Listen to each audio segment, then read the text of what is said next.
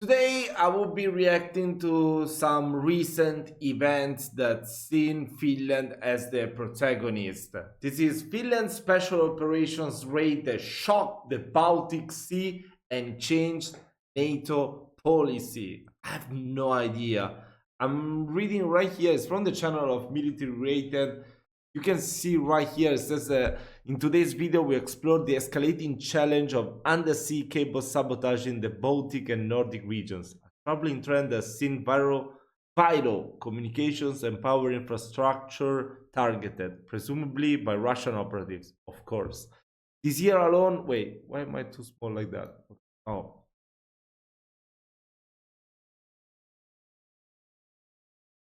like this year alone, incidents have spiked with critical cables connecting Norway, Sweden, Finland, Estonia, Lithuania, and Latvia suffering extensive damages.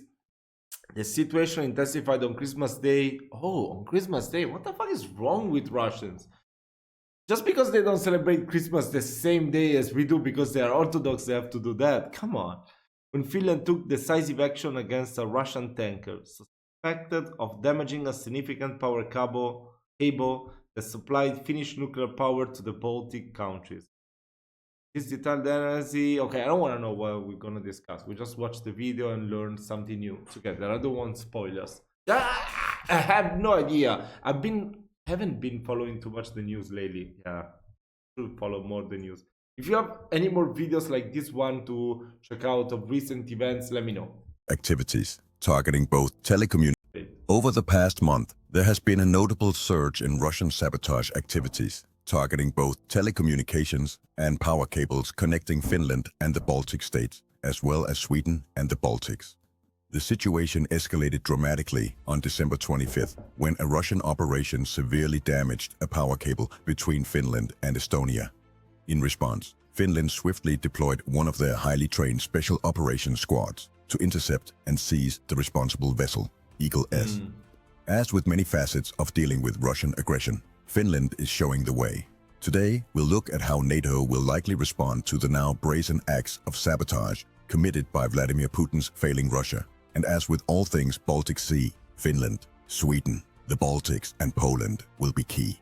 Since the start of Russia's war in Ukraine, there has been a massive uptick in sabotage of key communications and power transmission cables throughout the Nordic and Baltic region. First, Norway experienced damage to their internet cable from when it came up from. Oh my god. Think Russian damage as per energy, a gap in the steel armoring exposed the cable itself, weakened protection of the current bearing layer of the cable on the ground folder cord. How? From the mainland to Svalbard, and then Finland, Sweden, Estonia, and Lithuania experienced similar hybrid warfare actions against assets in their own backyards. As with many things within NATO, it takes some time before things get into action. But as of last week, there has been serious consideration about what to do about this issue. And in this video, I'll try to discuss what I think the Nordic and Baltic nations will do in response, and how. Yeah, but why don't they say why is Russia doing this? Wait. I mean,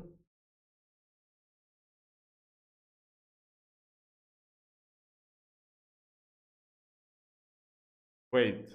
Let me try to make a quick research on ChatGPT asking why is Russia making incidents happen on the Baltic regions and Nordic countries. Breaking, oh my god, my English suck. I hope you will understand me. Breaking the cables for communication. Most of the times he can understand me, so it's fine. Okay, testing resilience and capability, cyber and hybrid warfare. Okay, so they are testing the resilience. Undermining NATO and EU unit. Okay, that also makes sense. Signaling and coercion, message to the West. So it's kind of like propaganda. Creating economic and political pressure. Plausible deniability, yes. Strategic preparation for escalation. Okay.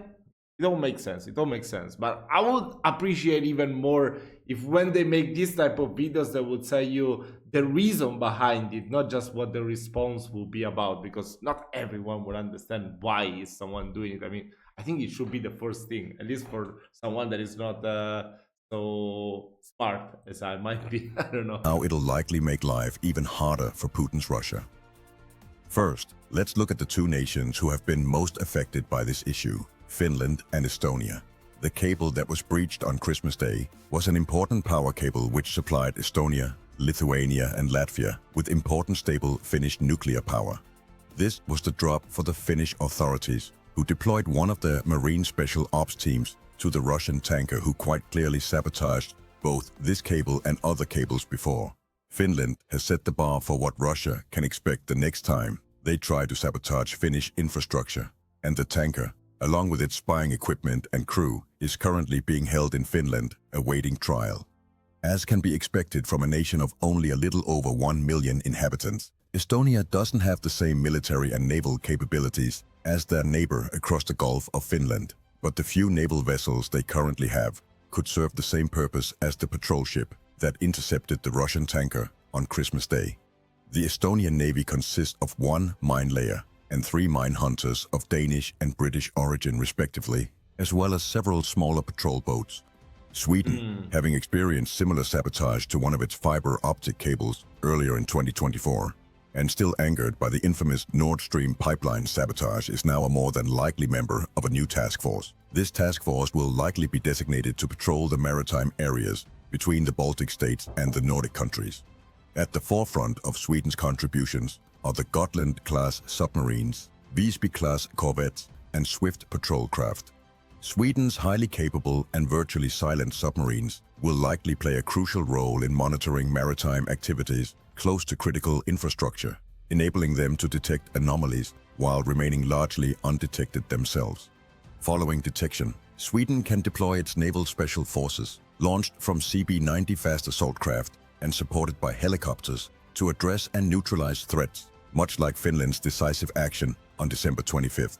Swedish naval special operations teams, renowned as some of the best in the world, will need to adopt a more proactive and assertive approach in safeguarding these vital underwater assets, similar to their Finnish counterparts. This enhanced aggression will be vital in deterring further acts of sabotage and maintaining security in the region. Sweden's CB-90 fleet is the perfect counter to Russia's shadow tanker fleet, as Sweden has a staggering 160 plus of these fast attack craft. They're able to patrol very effectively, and naval personnel from many neighboring nations, such as Norway, Germany, Finland, and the Netherlands, are trained on them. Poland, being the immediate neighbor to the Baltic states, will likely also be keen to make a mark here. In any discussion regarding Russia, it is always Poland who is pushing for a more proactive response. While the Polish Navy is not as advanced as Sweden's, it still has some of the most frightening special operators on the planet, and plenty of helicopters and fast attack craft to board and seize any ship in the Russian shadow tanker fleet. I expect that Poland will send both ships and other assets to the area, and in particular in the areas around their very important sweep-hole cable. The Polish energy grid is very dependent on Swedish stable hydropower, and this cable is one of the real drivers of the booming Polish industry. Germany, coming into the new year with elections coming up, has a chance to show their northern and Baltic allies that they care about their mismanaged politics of the last 20 years with the dependence on Russian gas, and can bring to bear their quite substantial navy, especially their air-independent submarine force, and assist their more eastern neighbors to a great degree. The question is, I've seen a video a couple of days ago about the German military being one of the best in Europe. I mean, at least for the future. Like if they actually would do as Trump asked before, that all countries should be investing the 2% of their GDP into the military, it would definitely become the biggest military in Europe. But still, I've read also that there are some issues with that because most of their military equipments are outdated. So, will they? During the transition period between elections, I'm not so sure. Maybe Olaf Scholz will find his courage now that it doesn't matter anymore. A strong German response here would be a good thing for Germany, especially considering Sweden, Poland, Denmark, and Norway's massive part in supplying power to Germany's failed energy projects at the cost of the prices to their neighbors' own populations. Personally, it would take a lot of goodwill from the German politicians before I'm convinced. But if they were to suddenly find their courage, they, together with Sweden, possesses enough of a navy alone to completely shut down the Baltic for Russia's sabotage missions. They are also by far the country in Northern Europe who would suffer the most if more power cables were breached, as they import by far the most electricity in the region. So in my humble opinion, it would be natural if Germany stepped up to the plate to defend their supply. My own country, Denmark, needs to start guarding the entries to the Baltic in a much more alert manner. First of all, as Russia's tanker fleet is generally sailing under flags that aren't Russian, the Danish and Swedish Coast Guard can be a lot more proactive in controlling the state and insurance of the ships coming through the relatively tiny strait between Denmark and Sweden. There are many international maritime laws which Denmark and Sweden can use to stop these vessels. Firstly, as seen with the Russian oil tankers sinking in the Black Sea, Russia's ships are generally not maintained enough in order to be seaworthy. This is enough of a breach for Denmark to confiscate the boat, and if sanctioned breaching equipment or cargo like oil is found on board, this can also be confiscated. A Russian tanker sinking in the Baltic or Kattegat would be a biological catastrophe, which is more than enough legal grounds to start controlling Russia's shadow fleet. Moreover, Denmark, as well as Sweden and Norway, are some of the nations in the world with the most experience in dealing with pirates, as they had extensive presence outside Somalia for over 5 years during the Somalian anti-piracy mission. Their crews are well trained in boarding, seizing, and stopping illegal action. Oh Norway's my issues God. are in What the hell? Look at this. boarding, seizing, and Oh my God, bro. I would want to vomit so much, I think, if I was on board of this boat. stopping illegal action. Look how much is... Oh Norway's my God. issues are an entirely different beast. Norway is the country in Europe with by far the most undersea pipelines and cables stemming from both their enormous oil and gas fields, but also their export of hydropower to the UK, Netherlands, Denmark, and Germany. Norway's ace in the hole is their Marjata listening ships. Though these are great, they can't cover Norway's entire coastline. Norway will need to ask the countries profiting from their energy exchange for help. The British Royal Navy has already heightened their activity in the areas of Norway's west coast, and the Dutch would likely assist too. The issue for Norway seems to be a bit so similar to beautiful. Germany's. Things take time in Norway, and concrete action seems to be very slow from the country's very unpopular prime minister and government. Kongsberg's long-distance submarine drones can likely solve some of these issues, but the North Sea is vast and much harder to control than the Baltic Sea.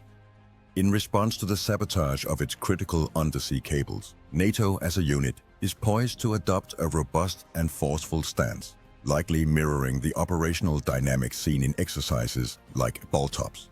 This annual exercise in the Baltic Sea showcases NATO's capacity to deploy a formidable array of maritime and air assets, including submarines, destroyers, and fighter jets, in a show of force and unity among member states. NATO's approach to the cable sabotage will similarly emphasize a strong, visible military posture, underscoring the alliance's readiness to protect its infrastructure and deter further aggressive actions. Given Russia's historical respect for strength and force, NATO's strategy will likely focus on demonstrating its capability and willingness to use military power to secure its communications and energy networks. This would involve enhanced surveillance, increased patrolling of critical sea lanes, and perhaps the establishment of more stringent maritime exclusion zones around key infrastructure. By showcasing its military readiness and cohesion, NATO aims to communicate unequivocally that it will not tolerate infringements on its critical assets and is prepared to take decisive actions to prevent any future sabotage attempts. One thing is certain, this sort of sabotage is likely to be attempted again and again, but it seems that Finland was the one country that finally had enough. They've set out a template for how to deal with both the Russian shadow fleet and how to seize its content. I'm not a politician, but if that ship was sitting in my harbor, I'd sell the oil on the open market and use the funds to fix all the damage this ship has caused. And I'd repeat the process over and over again until Russia finally learns that this isn't a good idea. It's getting close to my travel date to Estonia, And this sure gives an added layer to how me and my colleagues' time over there will be. We'll, without a doubt, start training on boarding actions fairly soon after arrival. And personally, I can't wait. Happy New Year, folks! That was really interesting. This video seems pretty cool as well. How the Nordics dominate winter warfare. Wow, that was really interesting. This video was uploaded about about a week ago. So let me know if there was any development on these matters. You know, I'm really interested.